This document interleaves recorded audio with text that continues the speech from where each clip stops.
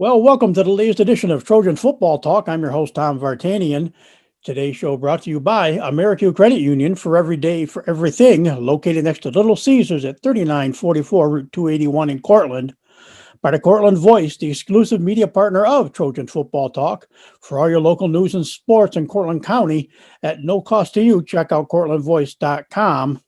By the Royal Auto Group on Route 281 in Cortland, the home of no hassle, no razzle dazzle. Check them out at royalautogroup.com.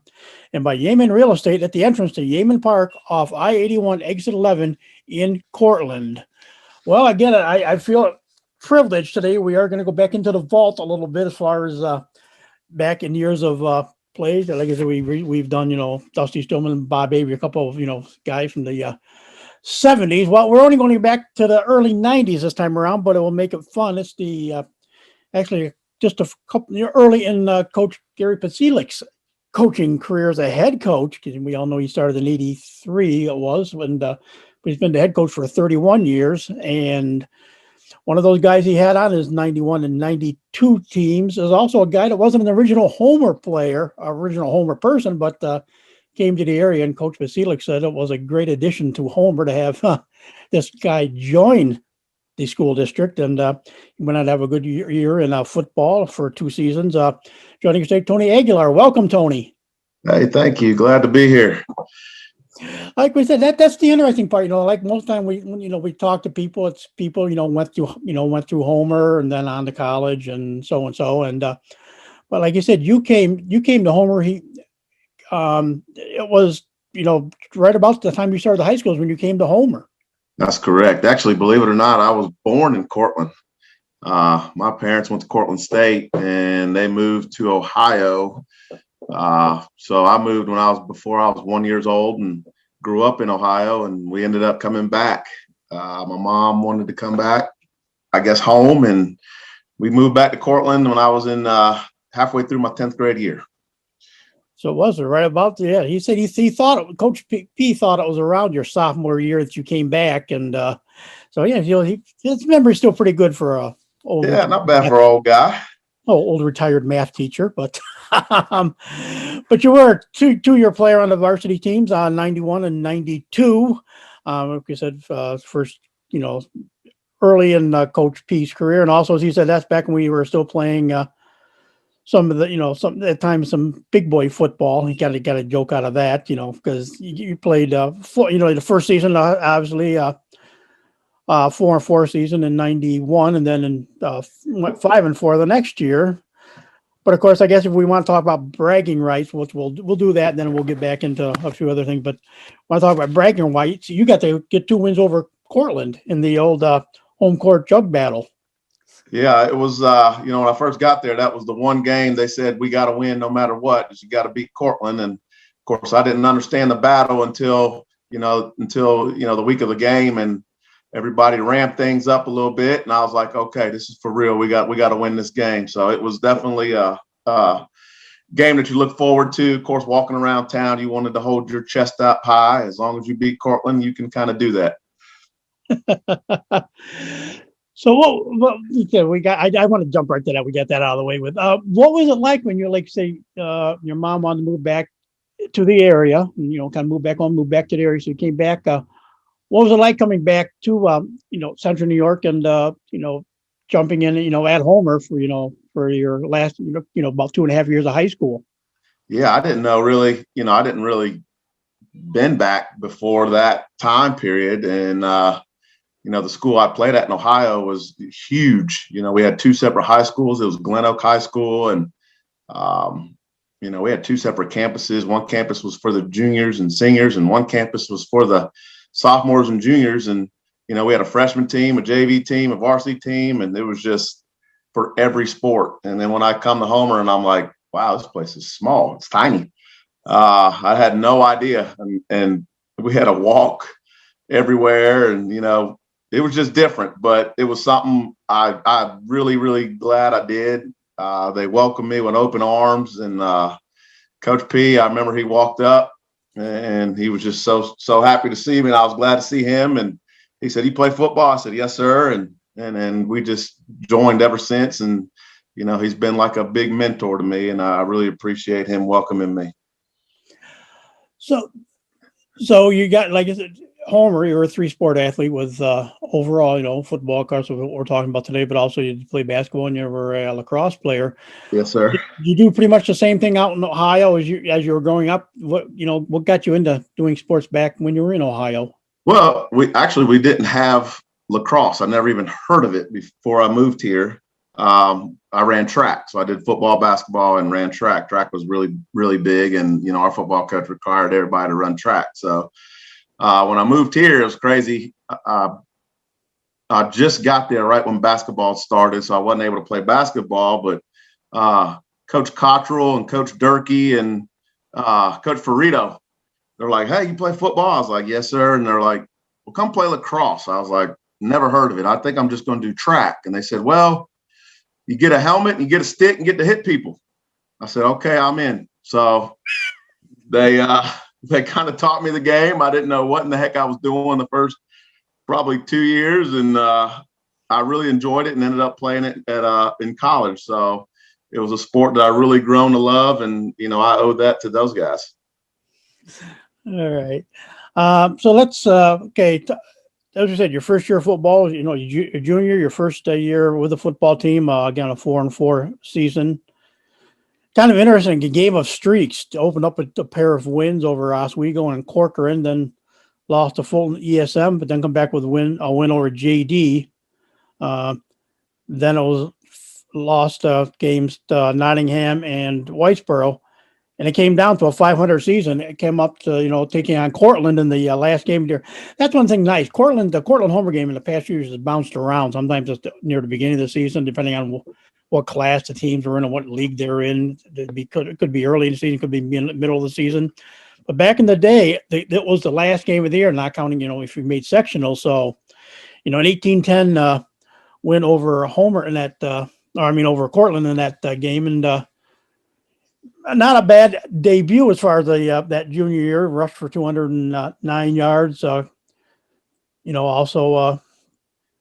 caught 9 passes for 172 yards. Actually, also threw the ball a little bit that year. And I don't know, is this the year Coach P said one time our quarterback was Mike McGrath, and he got hurt, and all of a sudden Tony learned how to play quarterback like very quickly and quarterbacked us in a game. Yeah, I did. It was, I remember Mike. Well, I got to back up. Everybody loved me when we first got there except Mike.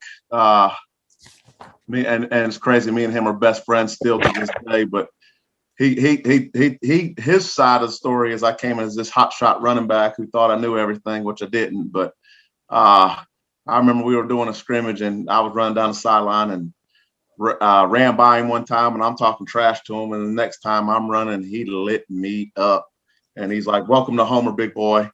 And it was good. I was like, "Boy, I didn't know quarterbacks could hit like that." But anyway, that was just a side story. But, we had a great debut. We beat Corcoran, who, obviously back then they had I can't remember the running back's name, but he ended up going to Pitt, and that dude was unbelievable. And we upset him. And a lot of people, I remember their fans were all upset and calling us a JV team, and we upset them. And, everybody thought we were going to have this great year. And I was like, okay, this place is pretty cool. And, I think we lost, like you said, the next two, and, we were able to bounce back. But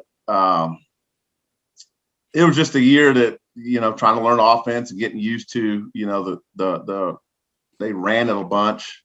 Mike, I think he threw for like 1,000 yards, and that was a big deal. But Coach P's offense is we're going to run it, and we're going to run it hard and run it down your throat and control the pace of play. And I really liked that being a running back, so that was good for me. But yeah, I got to play a little bit of quarterback here and there. We did a little halfback toss quite a bit, and that was probably one of our go-to trick plays. And just enjoyed it. Just enjoyed playing with those guys.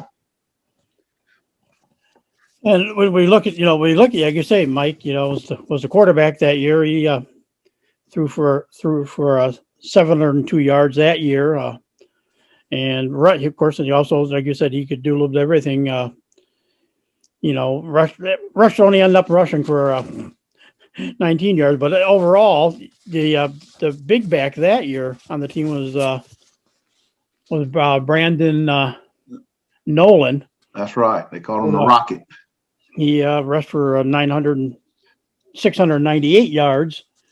And so it was, and Eric Cole also, 331 yards. So, it was kind of like Homer's been the last few years. It wasn't, yeah, you have that feature back, but you also had guys, were just like the guys in waiting every year. You'd have, you can see it, starting with, back with Mike Avery, and then I can see it, nor with Bob Avery, but I see it more in the 20 years that I covered the Homer football team. You have, the sophomore, junior tailback is really good because you got the stud senior, and then but the next year it just kind of is a progression that kind of set the stage for you, I guess, really, running, behind, Cole and, Nolan at their times, so was it kind of getting good and comfortable, being a tailback with the Homer program?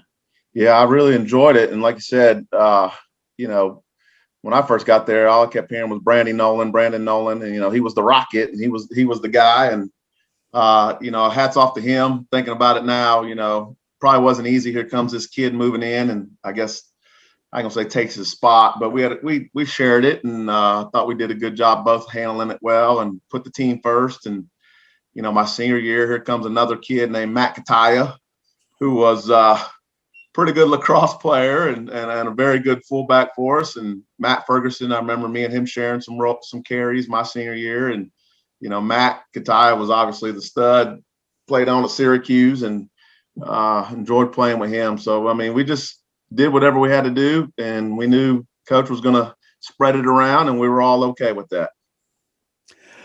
So obviously, what was the biggest comparison? You do talk about growing up. I grew up in New York State, of course. I've been in New York State my whole life, but there's always the comparisons, more or less, to Pennsylvania football or maybe New Jersey football, depending on the size of the schools. And what was it, like you said, school you came from? Two separate high schools, really. One for freshmen, sophomores, one for juniors, seniors. What was the comparison coming from playing Ohio football in the state of Ohio to coming here to play in New York?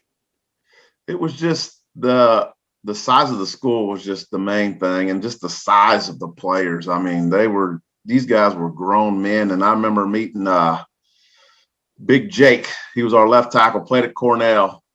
He was probably the biggest human I've ever seen, and I was like, God, I get to run behind him. This is going to be awesome. Him and Waylon, and I was like, man, this is going to be okay. But there was just so much depth in Ohio, and the teams were big, the stadiums were huge. It was just different. It seemed like you were able to do more. Like, I know we couldn't start till 2 days, and there it seemed like it was more, I ain't gonna say year round because everybody did dual sports, but it was just different where you're able to work out more. We did a lot of more stuff during summer, and there were certain, when you got to New York, the starting periods, that's when you started. And I know that's changed now. Like, here in North Carolina, it's pretty much year round with our lifting program. Kids lift during the day in school, and it's just the time was different. So getting used to that was not a big adjustment because just the size of the teams were different, but it was good because you got to make it more of a family, and I really enjoyed that. And again, like you said, yeah, you talk about a couple linemen, Jake Gabler, I guess it was. Oh, yeah. 6'4", 205 pounds, and then I saw the other one here for a second. It was right under my Waylon McCall at only 5'10", but 203 pounds. So you just had a couple good sized guys in front of you that first year. Yeah, Waylon was a guy that every team loved to have. He was the guy that was headbutting everybody with the helmets off. So when I seen that, I said, okay, this kid's crazy. He's going to be a good one. So you got to have those kind of players. But Jake was an unbelievable player, and he was built like a grown man. And like we said, you're actually, like I said, you're a running back, coming as a running back, but also you were a defensive back, and fairly good at that position too, I was told. Yeah, we did pretty good. Played free safety, and there was a couple games I played a little corner, depending on matchups of the other players. But I was able to be a two-way player, and really enjoyed doing both. Played a little special teams as well. I will have to ask you this, because you were a junior, and like I said, you had a couple guys that had, you did have, Nolan had more yards than you did, but opened the season with that 49-22 win over Oswego, and right out of the gate, you had to think that it's not bad playing football in New York. Your first game was a 100-yard game, That's right. yards. Yeah, I think I was able to break one or two, and had a good game. And I said, man, I really like this place. This is okay. So yeah, it was a good opening game and a great experience to have. Then after that, then again, like we said, you were only a junior, so you're the new kid, and you're the backup. But were you pleased overall when you got done with that first year? Like we said, 57 carries for 165 yards, scored a total of 5 touchdowns. So was that kind of not, you happy with how that first year went? Yeah, I mean, I was excited. I was glad to be there and glad to be a part of it, and adjusting to what we had to do and how to learn. And I think the big thing there was just, Coach P wasn't just big on football; he was big on just making you a great student athlete, and that was something that I wasn't the greatest student, and he man took me under my wing and said, look, it's more than football. And that was the big thing I found. Just the adjustment was, it was, like I said, more of a family atmosphere, and he taught you how to be not just a good football player and a good athlete, but also a good person and also a good student. So that was something I learned, and till to this day I'm very grateful for. So what was that first Cortland game like? Like you said, that's the game you closed out the season with an 18-10 victory in the your first home court jug game. What are some of your memories of that first go around with Cortland? Just the craziness of the atmosphere. Like I said, walking around, I remember just walking around downtown Cortland, and it was just crazy. All that purple, I really started to hate the color purple, and just hearing those guys' mouths, oh, we're going to beat you, we're going to beat you. And of course, like I said, I was like, what are we talking about? And then getting used to the rivalry, then when the kickoff came, you kind of understood that this is a big game, and it's not just for who wins it. It's pretty much for bragging rights of the town. And for us to win that game, we were able to walk around, and because you knew you were going to see him in basketball, you knew we were going to see him in lacrosse, and not just that, you're going to see him around those guys at the Y or playing basketball outside, and just to walk around knowing, hey, we got you this year. There's nothing you can say to us. So better luck next year. So that was good, and we really enjoyed that. So after that first year, you came back. You come back the second year. You came back to, like we said, you had Mike McGrath. What was Mike? Like you said, you became good friends, and at the same time, he was wordy when you first came here. That's one of the guys I'm trying to catch up with to do a podcast with, because I know he was, he had a great. He was a baseball. I know baseball was a big thing in the spring, I believe, and yeah. But everything. What was and that was well for you. That was his senior year, so you had him for your quarterback that year. What was Mike like, as far as as a, like you say, he ends up being one of your best friends, but what was he like as an athlete? Do you remember from him? I just remember a guy who, it's funny, we go back and forth. I talked to him it was a couple of weeks ago. His son, he lives in Texas now, and he's comparing Texas football to when we played, and it's just, again, a totally different world out there. But the thing I always remember about Mike is, we weren't always the biggest guys, but we were going to work hard, and he loved to work. He loved the game. He loved football, and really he loved being a quarterback. And he was your typical pretty boy quarterback, but Mike was, he wouldn't mind hitting you, and he wouldn't mind talking junk to you, and he just loved competing. And we would be in his driveway, or we'd go to Matt Cahey's house and play some Cahey ball, and in his garage, and all of those guys, we just like competing against each other, and just so you could just one up each other. And I think that made us better and made us stronger as a group, is we just like competing. We love the game. And, Mike and his family, just great people. And I just remember he's just a great competitor, man. He just loved the game, and we just like going at each other. And I think that made us both better. And once again, it was when you look at the guys you had, the backfield, very group. You led the way with 527 yards that year, 102 carries. Again, scored 5 touchdowns again that year, your second season as well.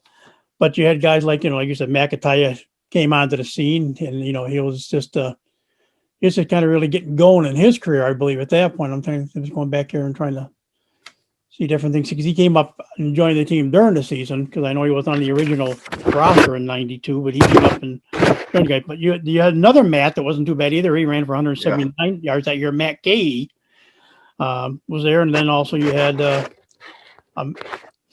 I don't know. He must have felt like the odd man out. Third. Yeah, we had another Matt Ferguson. Yes, sir. 459 yards. So you had 3 Matts and a Tony in the backfield, and that's right. You got it made again for a good offensive rushing game. And I think that kind of made us a little more versatile. I remember I got hurt. I think I missed 2 or 3 games my senior year, sprained my ankle. And I remember missing the Nottingham game. That was the one we definitely wanted to get. But I missed a couple games because I sprained my ankle. And gosh, I just remember crying, not because I got hurt, because I felt like I was going to leave, let the team down, because we were all counting on each other. But those guys were able to step up, and we were able to finish the year pretty strong. And again, part of the success of the running game, of course, is linemen. I'm just glancing at the roster real quick, and had a couple good sized seniors again this final year. One of them was Dan Zeck, 6'3", 235 pounds, and you had Phil Lunas, it's 5'10", 200 pounds. So again, a couple good sized linemen, and also one and also Steve Foster. I don't want to forget Foster, and of course Gabler is back yet. Also, Gabler up to 225, and Steve Foster at 218. So whether they were starters or or the backups, again, you got 4 linemen that are 200 pounds. That's pretty good for a high school, the size of Homer. Yeah, that's not bad at all. And like I said, it was just, and not only that, they worked hard and were multi-sport athletes. Phil's a great wrestler. Jake, of course, played lacrosse as well. And, Zach was just one of those tough guys that just was there to play football and loved the game. And, like I said, we were just a great group of guys that just like being around each other and like competing and like playing for Homer. And also, that was he was only a junior this year, but I guess that was his. He completed 37 of 72 passes for 477 yards and threw for 4 touchdowns. But that was kind of like the coming out for Gary Loudon as the quarterback. Yeah, we called him Bub. He was a big, tall, skinny kid, and totally opposite of Mike. Mike could run just enough to kind of keep you honest. Bub couldn't run at all, but he could sling it. He had a great arm, very smart. What was he? 6'3", 6'2"? 6'2", it says, yep. Yeah, he was tall and lean and lanky and good baseball player. I remember he was a real good pitcher, and he could hum a football. And he was just the opposite. He was your typical Tom Brady type pocket passer type kid. And we were excited to see his career get going. And he did a real good job handling himself. That year, again, like you say, he hovered right around 500 all year, finished 5-4, opened up with that win over Fulton 46-6, then dropped a 2-pointer to Whitesboro 12-10. Then Nottingham, a little bit of revenge there, 8-6. That like we said, not much offense that game anyway, so that really was more of a defensive game, actually taking on good size, big school in Nottingham. Right. Yeah, we looking back, if we were in I think we were a league up as to what they can play now. And, we felt like me and Mike were talking about that the other day, man, if we were in the lower league that we should have been, we probably would have had a real good run in the playoffs and made a good run. But, it is what it is. And I know they class them, and we were in the upper class at that time that they're in now. But I remember if we get able to play in that, I can't remember how they call it now, B, C. I think you're an A. Yeah, you're in Class A that year. I think that Yeah, you're I think an we A. should have been down one, but it is what it is. But we enjoyed it and enjoyed playing those, upper teams. And then, of course, back on the winning track with a 30-0 win over Central Square. Then you're going to find a theme in this season. 2-point loss to New Hartford, 21-19. Then bounce back with the 3-game win streak, what got you up to 5 wins. 20-14 win over East Syracuse Manoa, 27-8 over Carthage, and then of course not only beating Cortland but shutting them out 20-0. That's right. And, but then it came down to, I believe at this point that was a sectional game. Whitesboro was a sectional game, and again a 13-11 loss there to Whitesboro.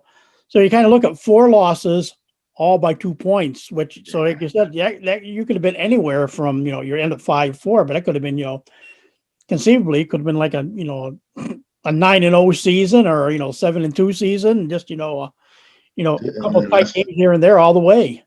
That's just football. It's just one of those years you're just so close. You're right there, and think about it's like a 2-point conversion away from having a very fantastic year, and we did, but that was a year that we weren't satisfied with at the end of the year because we lost so many close games and felt like if I just did this or I just did that, made a play here or there, that it would have turned the game around. And that Nottingham game, I wasn't even playing, and I thought our team played unbelievable and scrapped and played hard. But I remember looking back again, there was another guy on that Carthage team that we beat named Casey Powell, and I'll never forget playing against him, and that dude had a freaking cannon on him, and obviously did great in the lacrosse world. But just beating him, and I tried to get him on Twitter and showed him a couple highlights. Coach P sent me all our games. He actually was able to burn them on DVD for me, and so I tried to send Casey Powell, a couple highlights of us beating him when we were in high school. But of course, he didn't like that. But and again, like I say, just time about 20, like you said, the second win, 20-0 over Cortland. So you completed your 2 varsity seasons with a pair of wins. What was that second game like? Like say you beat them the first year 18-10, but this time shutting them out the second time around as a senior. Yeah, we were a little more experienced, and kind of I think I honestly can't remember. I think once they graduated a bunch, and I know they had a good young sophomore fullback, Ben. What was Ben's last name? Anyway, and we were told if we stop him, then we're going to win. And I think we were able to contain him a little bit. He didn't break loose like he normally had during the year, and we just felt like going in that we were better, and we just had to prove it on the field, and I think we did that night. And of course, we said the Whitesboro sectional game against Whitesboro, losing 13-11. Coach P's first sectional game as a head coach. It's his third season, I believe, as head coach. But what was it like to actually the team got did qualify and went to sectionals that year? Yeah, it was a good accomplishment for us. We were very excited to get there, but again, that Whitesboro team just was like a thorn for us, those 2 years, and that was a game I remember. We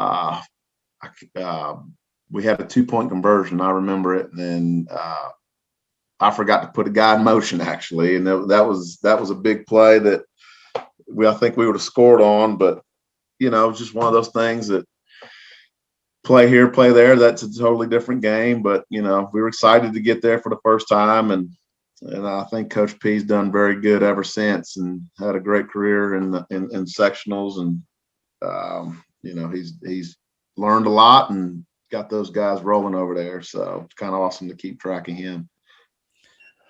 So what was it like?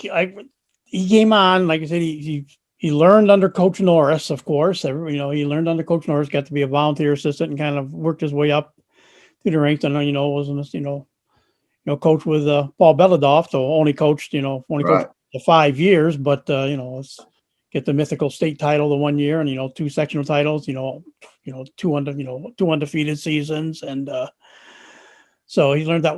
What was Coach P like? Is like you said, he was really into his second and third years as a head coach, and now it's been 31 years later, and I can't believe he's how enthusiastic he is at this point. He's only the he's only one of three coaches since '54, since when Norris coached for 31 years. So he's coached as long as Coach Norris has, but he still has that love for the game. What was he like those first years as a head coach? Yeah, the head coach I had in Ohio, he was not that enthusiastic. He was more business-like, and when I got there, I was like, man, this guy's crazy. He's a head coach just jumping around and running all over the place. And I mean, a 5-yard gain would get him excited. And, if you miss the block, he's going to be just as excited, obviously, in the other way. But the thing I always remember about him is he always brought it every single day. He was so enthusiastic. He loved the game. You never saw him walk places. He was always running. Just little things, always very detail oriented. Obviously, being a math teacher, he knew the numbers, he knew situations, and he always made you feel like you were always prepared and like you were, and you'd run through a brick wall for him. I'd do anything for him to this day. And Coach P, I just always remember his energy.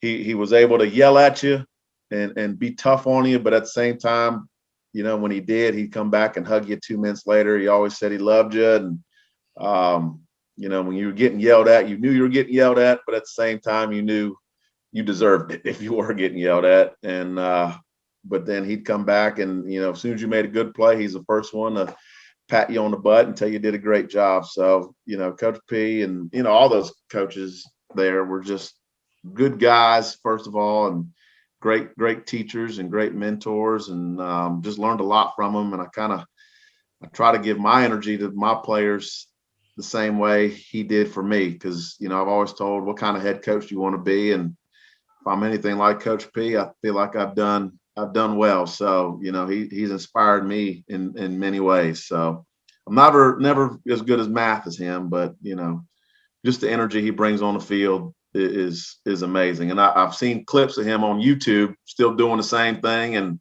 still getting after it. So that's pretty awesome for an old guy. Yeah, old guy with grandkids now. That's right. We love when he's retired, but he has grandkids now, so that takes care of the retirement part of it. One thing he said, like you said, your impact on the programs really was rather short, on the community. But he said kids wanted to, you were one of those guys that the kids wanted to be like Tony Aguilar. You had the McGrath, you had Luddens, you had the different guys, but he said kids really just wanted to follow Tony Aguilar. So what was it like getting a little getting the youth of Homer excited about watching you play? Yeah, I mean, gosh, when you're in it, you probably don't even. It's one of those things. Being a 17-year-old kid, you're on top of the world. You don't think of anything but really yourselves and your players, and you just really don't think about it until you leave, and you're like, wow, what a special place. I'd never forget, and I still have them to this day. This kid came up to me right before the first game and gave me a set of wristbands with the number 21 on them.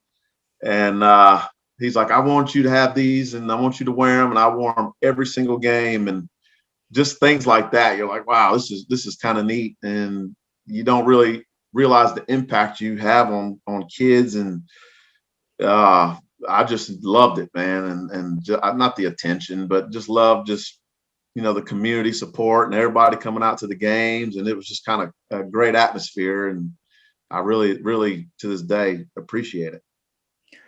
Yeah. And like I said, he said he said you were always, he said you were a good student. He didn't, yeah, he didn't, he said he said you were a good student, but he said you just he was a class act the way he handled himself, as a high school kid. And he said you're Mr. Universal. You could, like you said, we said you had to step in and play quarterback in a game. And he said he could play anywhere you needed them to play in a game. You could put him anywhere and he'd find a way to contribute. Yeah, we growing up, you just played everything, and you don't see that so much nowadays. We were always outside throwing, kicking, running, and that's how you get good. And if you weren't good, you didn't get to play. So you had to practice. You were able to play with the big kids. So, just playing basketball, playing, running around, throwing a ball around, just, that's how you just got better. And yeah, I guess it translated as I got older. And of course, you after graduating from Homer, you settled on Hobart. Was there other interests other than Hobart to have you come play for him? But like I said, Yeah.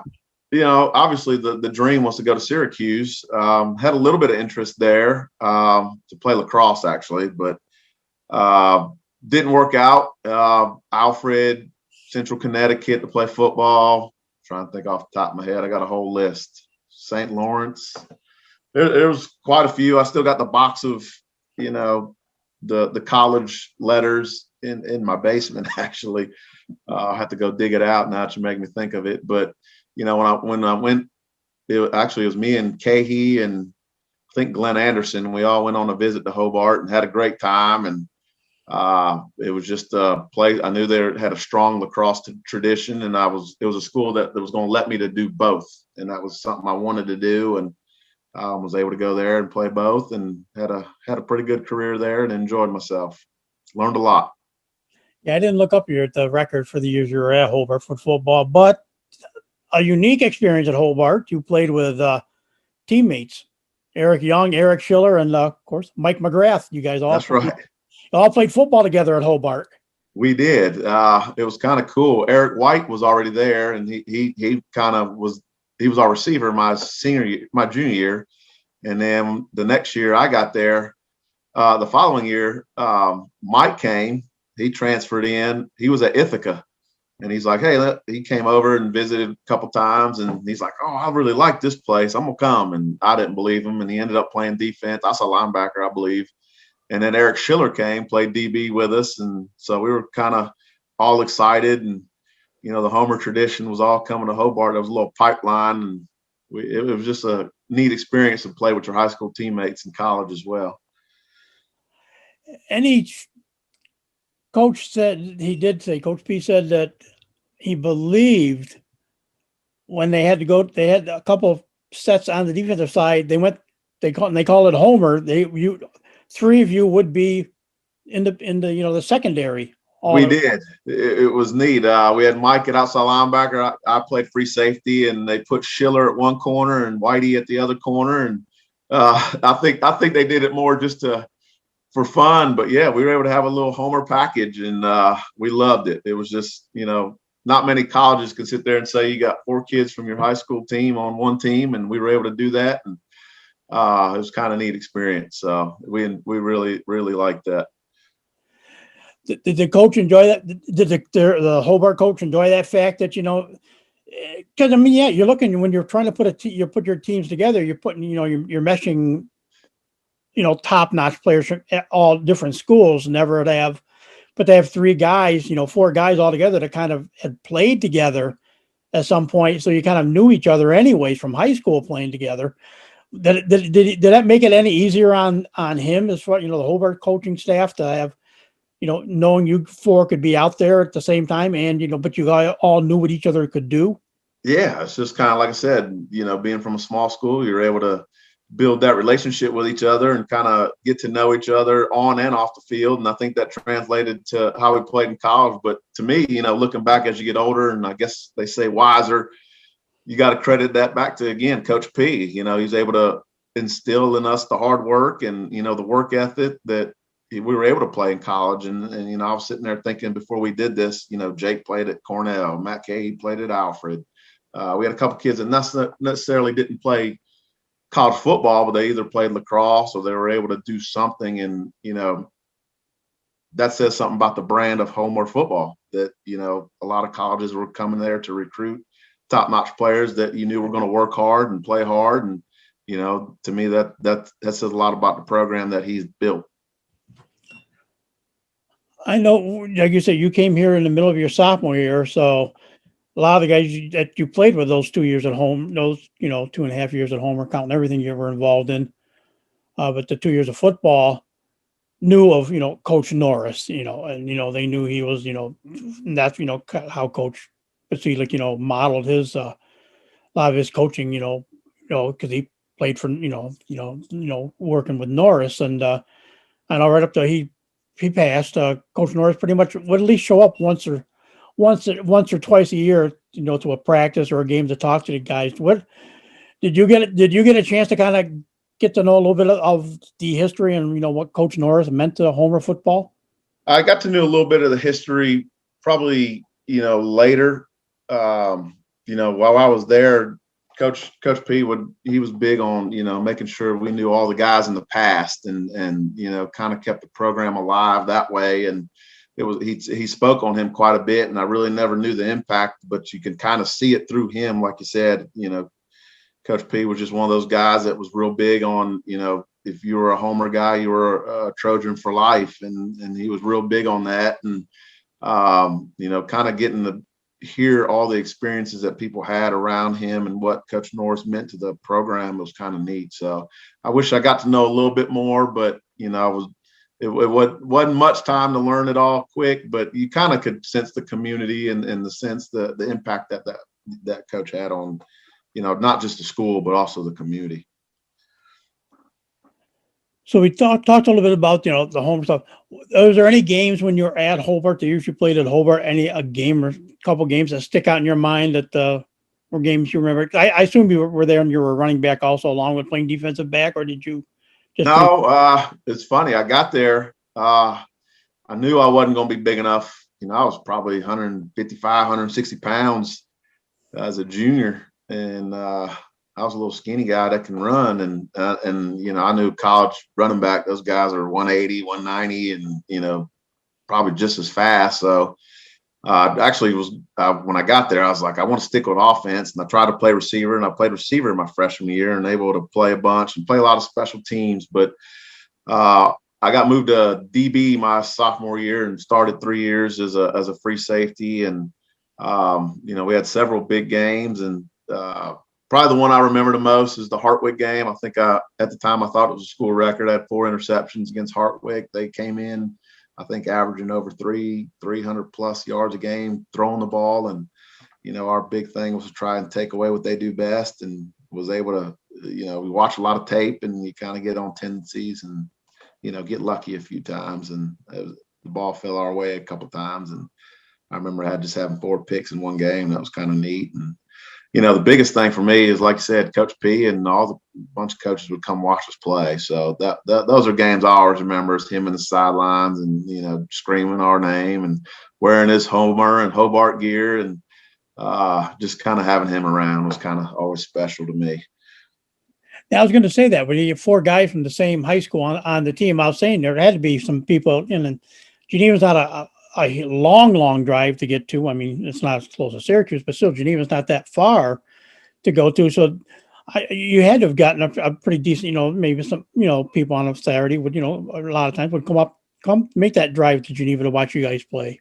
Yeah, it was kind of special, like I said, just to see him play or watch us play, and seeing your old high school coach in the sidelines is kind of neat. And, whether we won, we lost, we played good, we played bad, he'd always have that same old support and tell you were the best in the world, and tell you, of course, he'd always tell you what you did wrong and what you got to fix. And we knew we just had to play better, but, he'd always there. And, even to this day, he'll send me a hat every once in a while, which he probably still owes me an updated one, because the one I have is all old, but he sent me a practice jersey.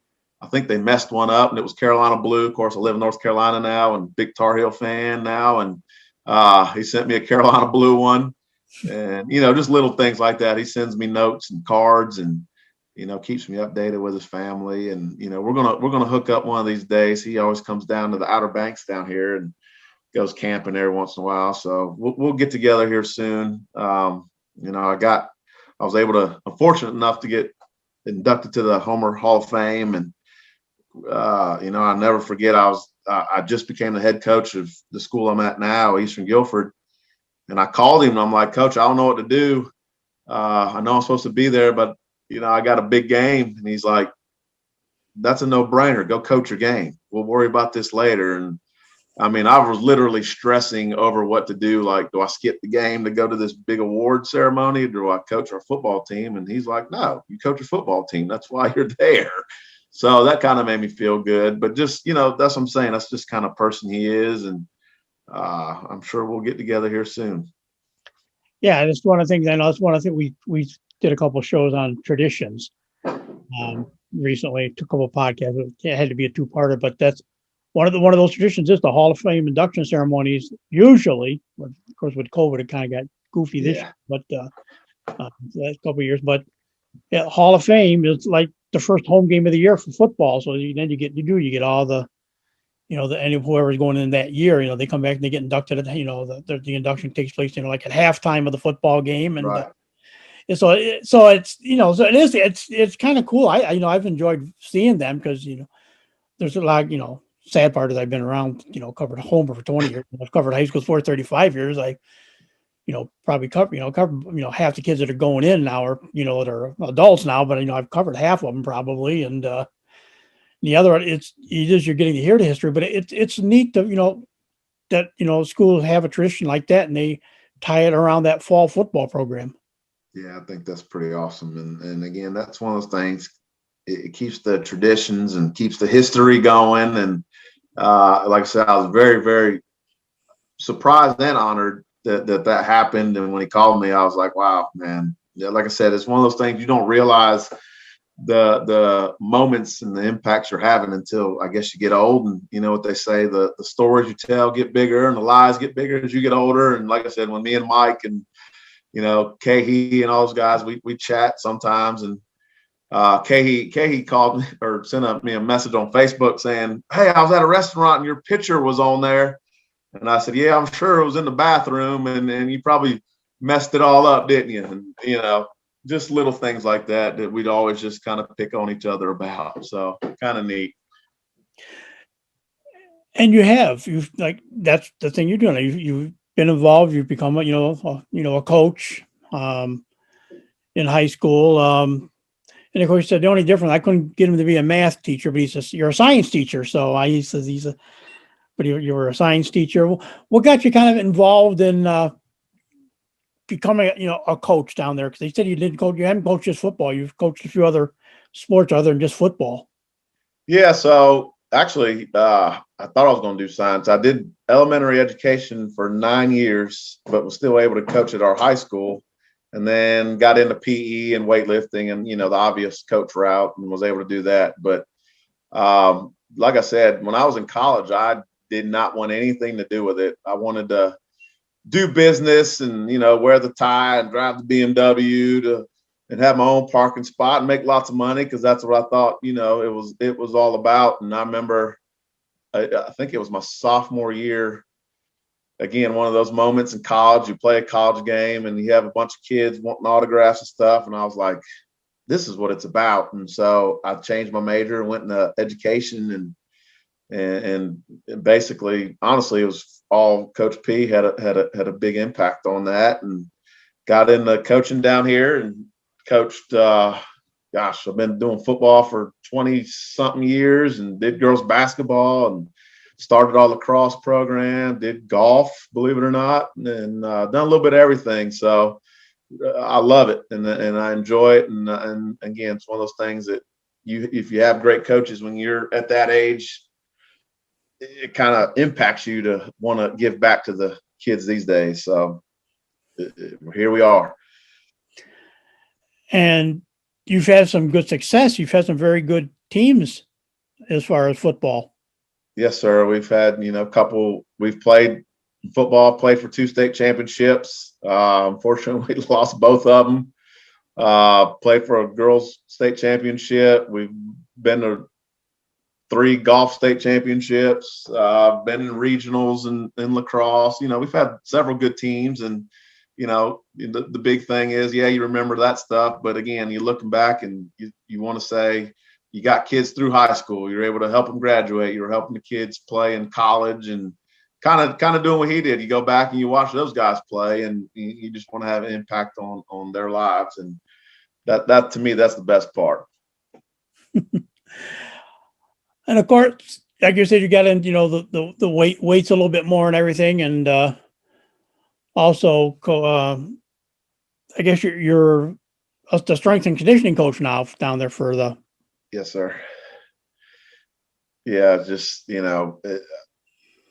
like I said, it's changed so much to where, I just remember us lifting in the summer and, we thinking we're big time, but now our kids lift all year round, and it's not necessarily after school. They take it. It's a class, and you really got to do it to stay competitive. At least around here, you got to get them in, and they take it first semester and they take it second semester. And, it's not just lifting, but we do, strength conditioning. We do agility, things like that, just because it's not just football kids. You got athletes, and you try and develop the total athlete, and you got to do it year round. And that's a big part of why we've been able to be successful, is we feel like our weightlifting program.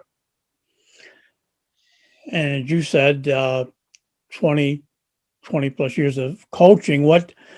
And we said Coach P hit year 31. Only was a 3-game season this year for the fall. Yeah, I know it. Season played in the spring, but they won all 3 games and didn't give up a single touchdown on defense. One was on a fumble and one was they're both off of fumbles, one on a punt and one on just on a running play. So, I mean, they gave up 2 touchdowns, but nothing defensively. But he said it was his hardest year yet to coach. He thought it was just, you got to make sure guys were healthy. They stayed healthy. You had to worry every time. Is there going to be a game? Oh, do we have our next game? Stuff like that. Well, what was that experience like for you this year down there in North Carolina, trying to coach and deal with it, what was going on at the same time? Man, it was about the same. I remember we were supposed to start in June, and we got pushed back to another date in June, and then it got pushed back to July, and then it got pushed back to we're going to play in the spring. And so we played in the spring as well. And, we first started, it rained and rained and rained. So we're practicing in the parking lot under the lights and taking temperature checks. Then we had to wear masks and just the little things. And then on top of that, you throw in school, and you're scared that if they come to school and they get COVID and they shut us down. So honestly, a lot of our kids stayed home and because they didn't want to jeopardize, the team or anything like that and risk getting COVID. So we did get bit by in a COVID experience. We were 4-2, and they changed our playoff system to playoff our conference percentage. And so we actually finished second in our conference, but a team that we didn't get to play had COVID for 90 days, and we weren't able to make up that game. And they were I'm not going to say a not good team, but they were a lower team in our division. We felt like we would have beat them pretty handedly. And the team we beat that was in second, we beat 60-30. And so we were 4-2, they were 5-2. And because of the percentages, we didn't get that extra game.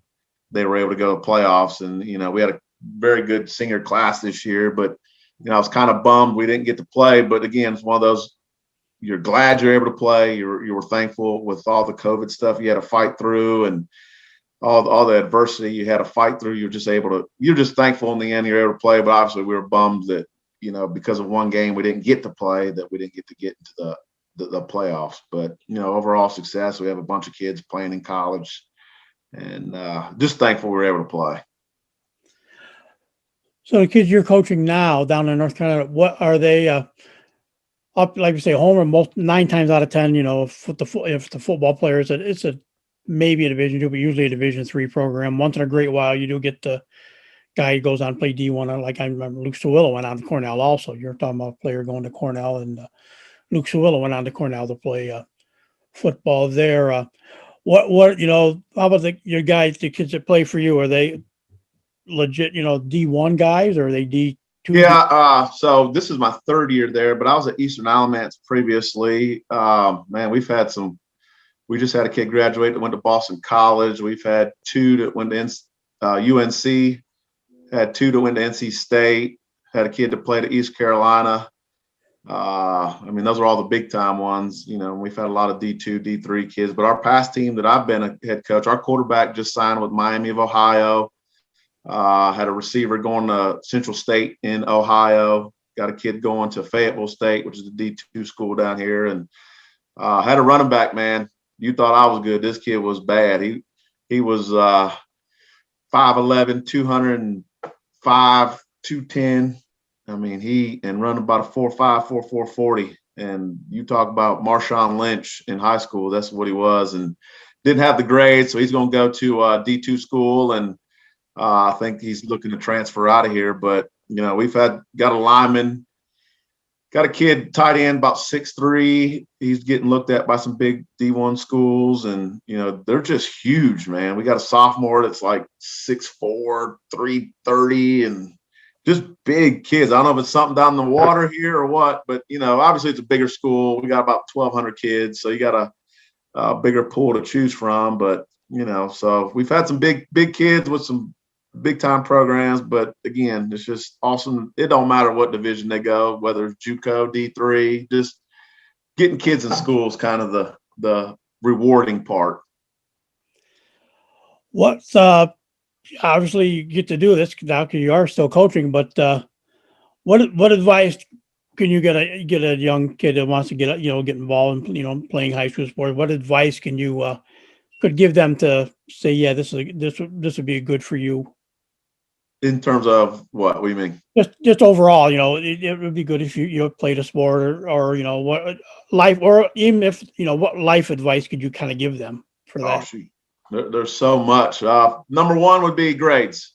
Like I said, I just had a kid that was going to go to this one school, and he wasn't excited about it, but he had a 4.2 GPA, and he found Central State, and they gave him a full ride just off his GPA alone, and he's going to play football as well. And there's so many kids that you see that are very, very talented that they don't market themselves in the classroom well because they don't have the grades. So grades obviously is number one, because a lot of colleges come in and they wouldn't be there if the kid wasn't good, but they want to see transcripts, because if you can't get in, you can't play. So market yourself, on social media, and make your highlight tapes, but make sure you're taking care of business in the classroom.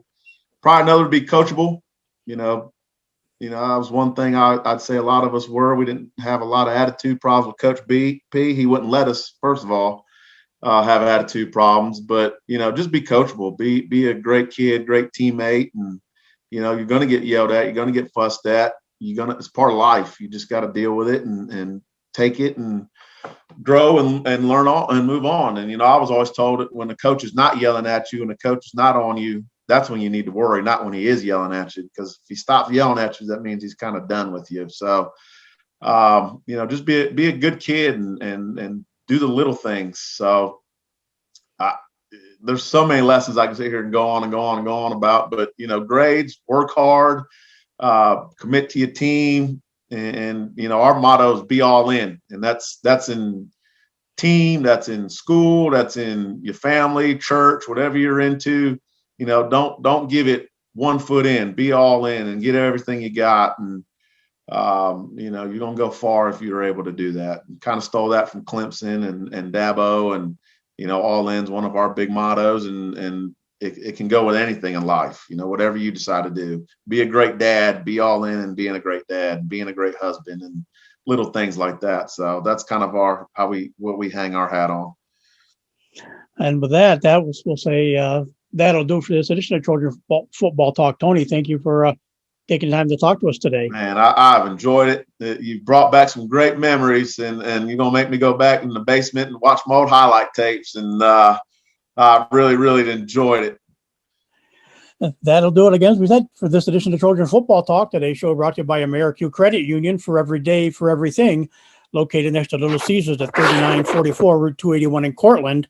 By the Cortland Voice, the exclusive media partner of Trojan Football Talk. For all your local news and sports at no cost to you in Cortland County, check out CortlandVoice.com. By the Royal Auto Group on Route 281 in Cortland, the home of no hassle, no razzle-dazzle. Check them out at RoyalAutoGroup.com. And by Yeaman Real Estate at the entrance to Yeaman Park off I-81 exit 11 in Cortland. So for my guest, Tony Aguilar, and yours truly, Tom Vartani, thanks for listening, and we'll talk to you again soon.